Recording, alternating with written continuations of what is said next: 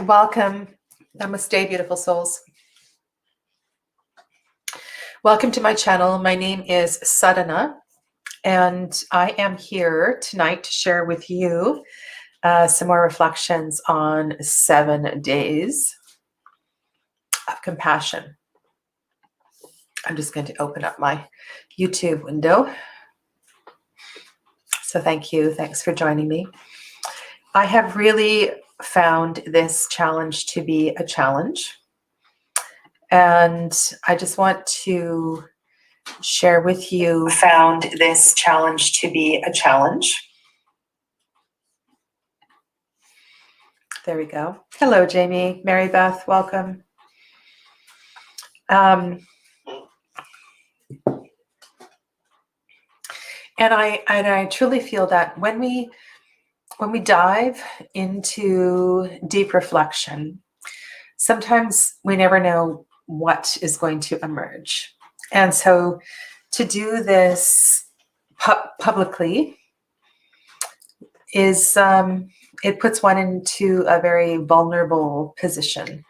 And I have been contemplating throughout the day canceling this particular live and pre-recording this, but I think that's part of my process as well too, is to share with you my vulnerability, to share with you just whatever arises, and to be okay with that, and to know that this is also a reflection of your journey here too.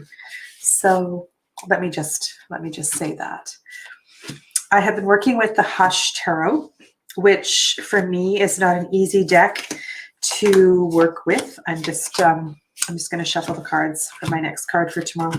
I find it very confrontational. And when I chose this card yesterday, this is the 7 of Wands, which is quite different from a regular RWS 7 of Wands. There's a few things that came up, and I'm going to try to find a good position for this. So it doesn't give you a really good sense of the color. Let me see here. There you go. It's a little bit better. So there's a woman.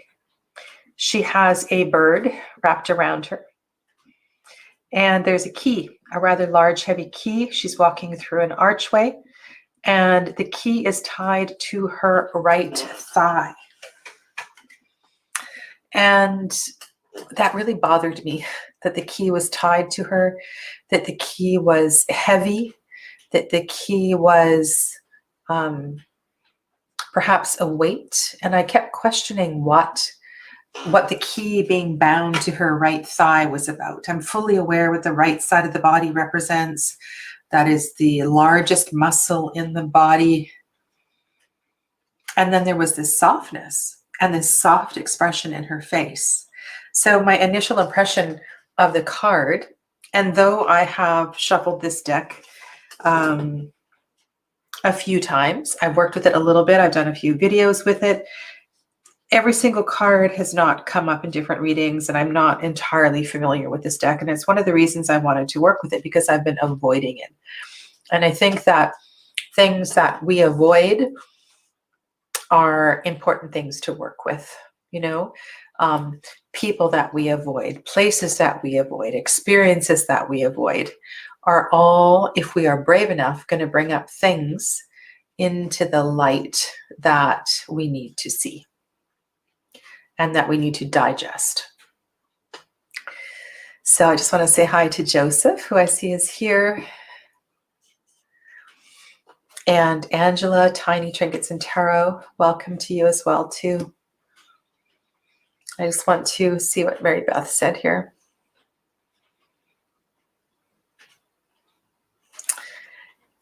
Thank you, I appreciate that, Angela. And let's just have a look here.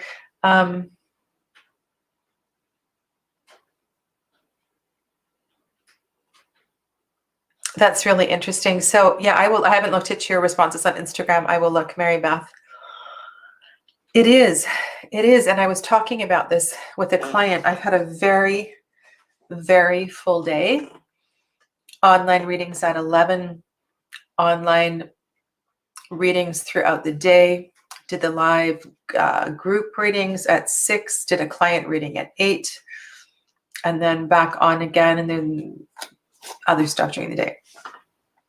And so I'm feeling a little raw right now. But one of the things that came up in a client reading recently was that when we are putting ourselves out there, when we are coming out of the tarot closet, I know a lot of people in Tarot Tube haven't been here for years and years, and so it's not easy to talk about tarot. A lot of people don't talk about tarot with their friends and family. It's almost as if they have multiple personas. And so part of this process, I really feel, is to find your authentic voice, to speak your truth, and to really mean that, and to not wear multiple faces and multiple masks and have different voices for different groups of people. Like, why do we do that? Why do we do that? And I think for me, for the last couple of years, I've been really working to embrace that. And it's gotten to a point where when people call me by my birth name, which is Susan, I don't feel entirely comfortable anymore. I feel like I've really stepped into my role as a healer, as an intuitive practitioner, embracing the name that Swami Satsangi gave me, to understand why she gave it to me, and, living my dharma, finally, thank God, So anyway, I want to get back to this card because it was really confrontational to me, to say the least. And I'm going to read something from the guidebook that I wrote down. Your goals have benefited both the environment you share with others. No, that's not what it says. Your goals have benefited both you and the environment you share with others.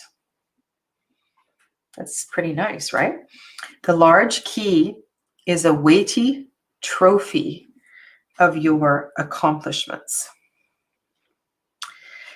That word trophy doesn't sit well with me. So it's a trigger. It brings up all kinds of things. I won lots of trophies when I was a kid. I won trophies through university. There is something about that sense of competition, the need to recognize and reward through trophy, the gold star, that is just so distasteful in my mouth. And I think a lot of the times throughout my life, I tried to be, not consciously, second best, third best, fourth best, because I didn't want to be in the limelight. I didn't want to be on display. And so there's something about that word trophy that is very, very hard for me. And so the compassion piece in this card, well, first of all, just look at her. She's so sweet. She's so soft. She's so protected, held, supported, warmed, comforted by that bird. She's beautiful. She's comfortable in her nakedness. She's moving forward through a portal. Maybe the key is about strength. Maybe that key is really, really heavy, and she is strong enough to carry it. Maybe that key is tied to her right thigh to recognize the strength in her divine masculine energy, and that she's able to balance that with her softness.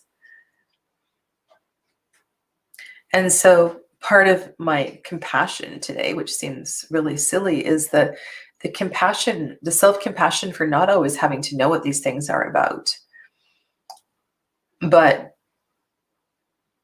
to have that curiosity, to be continuously on my journey and to share my journey with others, so that if there's one little tiny thing that resonates with anybody else, that I know that, okay, today I have, I've put I've shone some light, which is beautiful. Yeah. Yeah. Pregnant pause. Okay. What else did I write down? So again, there is this theme of beauty and understanding what beauty is. And I mentioned that this was a huge thing that came up in that karmic reading that I had about my past lives and themes and patterns that I'm working with, and understanding what beauty is and what that medicine is of the heart chakra. And beauty is connected with the goddess, and the thread that kind of ties all this together is that the goddess is an aspect of the divine, and it's the divine that is the beauty. And the beauty here is this kind of powerful union of animal and human and nature, the flowers above, the strength in the structure, the strength in the key, the softness in the flowers, and just the whole thing. And sometimes we get so busy dissecting everything that we forget that it is all divine. That metal archway, the heavy key is the divine. The bird is the divine. The woman is the divine. And so if beauty is the divine and the divine is beauty, then the compassion piece is just leaning into that, leaning into the lessons of this, leaning into the vulnerability of the heart space and being open in the heart space. The Seven of Pentacles is about patience. But in this card, we see somebody who's moving forth softly, moving forth sweetly, moving forth gently, with this weight, this trophy tied to her right thigh, reminding her of her strength. In a way, I can't even remember what the strength card looks like in this deck, but this card is deeply connected to that strength card. And so this process and the same kind of thing that went through the the gratitude challenge is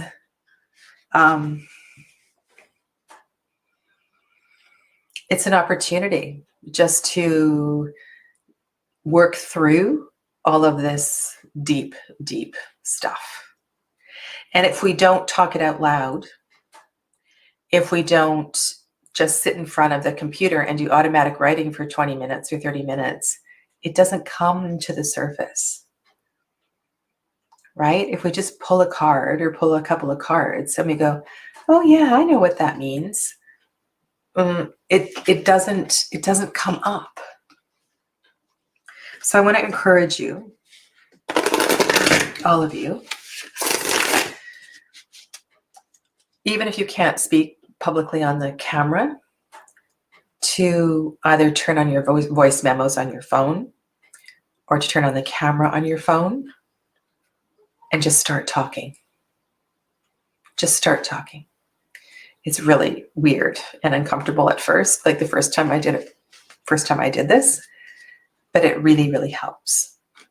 And one of the reasons I do this live is I really appreciate the chat.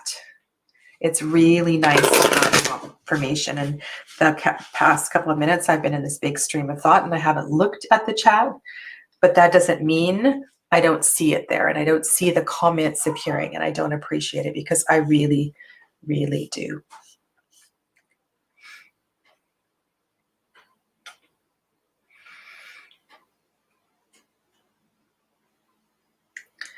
All right, let's go to a couple of comments here.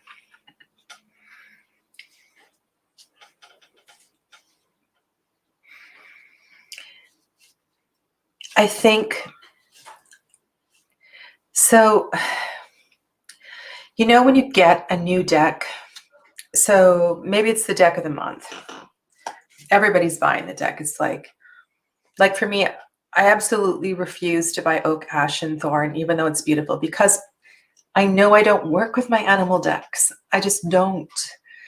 I have enough. I mean, this kind of sort of in a weird way looks a little bit like Oak, Ash, and Thorn. I have lots of animal nature decks. I don't need another deck. Why am I saying this?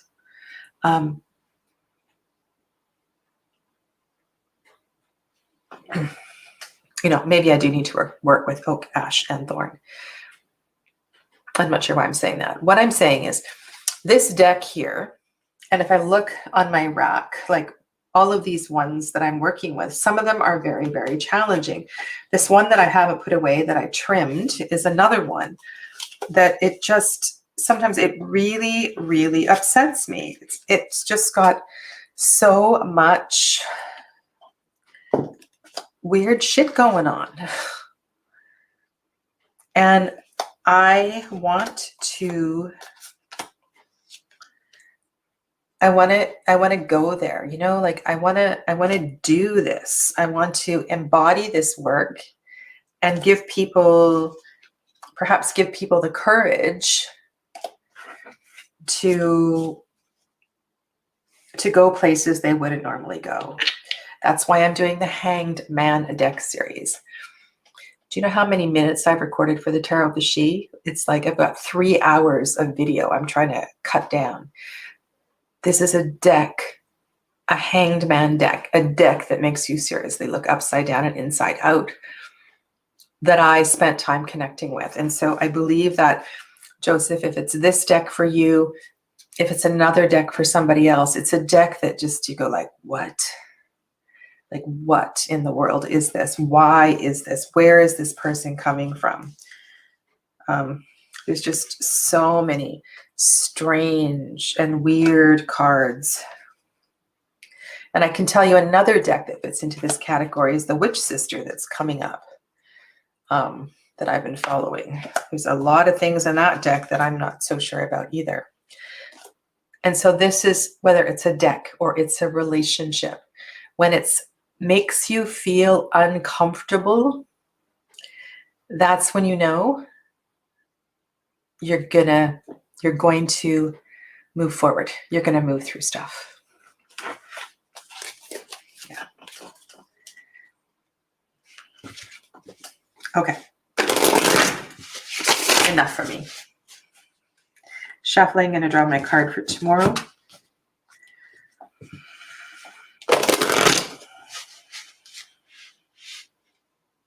So the compassion for today, yeah, I think the big word for me over the last 5 days is just, it's the journey.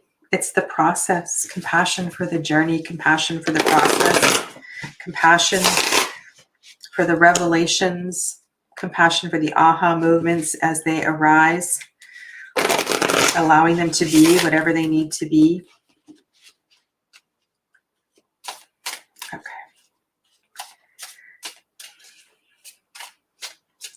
All right, so what is it, Spirit, that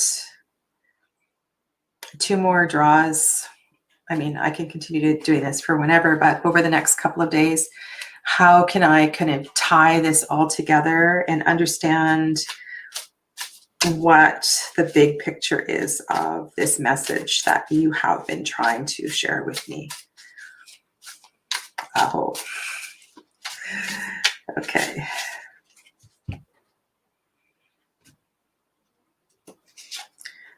And the message, so what I was saying with Joseph is, you know, just go, just dive in. just dive in, lay the cards out. And I was thinking of doing a video on my process of working with a new deck, especially when it's not an easy one. Okay, so naturally we get the Ten of Swords. All right, so this is quite a beautiful Ten of Swords. The deck's not going to throw me an easy card, but I think it's perfect. I think it's really, really perfect. And you see, the thing is, those dandelions are really important to me. And those dandelions are going to seed. And those seeds in those dandelions are going to spread far and wide and create medicine in a lot of places. And I pray to God they don't land on some beautiful lawns somewhere, that they land somewhere wild. But I know I'm also grateful that they're dandelions and not swords.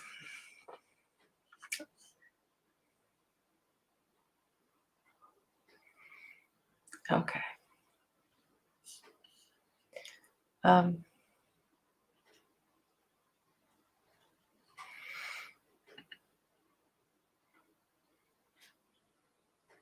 Yeah, that's really, really important, isn't it?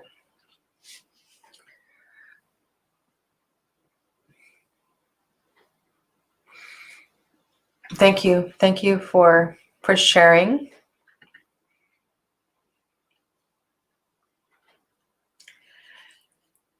So, you know, what is this process, right?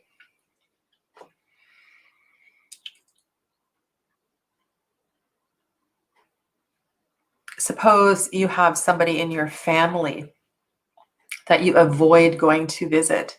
You avoid answering the telephone when they call. And if you can find the strength to answer the telephone, if you can find the strength to visit with them, if you can find the strength to confront it, that's where you're going to find your medicine. To lean into the discomfort. And so self-compassion is hugely, hugely important. Yeah. A couple more comments here. I think that's it. All right. So I'm going to dive into this really beautiful Ten of Swords and reflect on these dandelions, the stages of the dandelion. I actually have a book about the dandelion. And just why Mr. Hush may have wanted to present it in this way. Isn't it beautiful? It's incredible. You know, the dandelion is one of the only herbs that, I mean, it depends on the season, it depends where it's harvested from, that the whole plant can be used. I mean, there are some, but there's not a lot where the whole plant can be used. Yeah. Okay. So I'm going to leave you with that. And enjoy your night, the rest of your day, wherever you are. Warm blessings, love, namaste.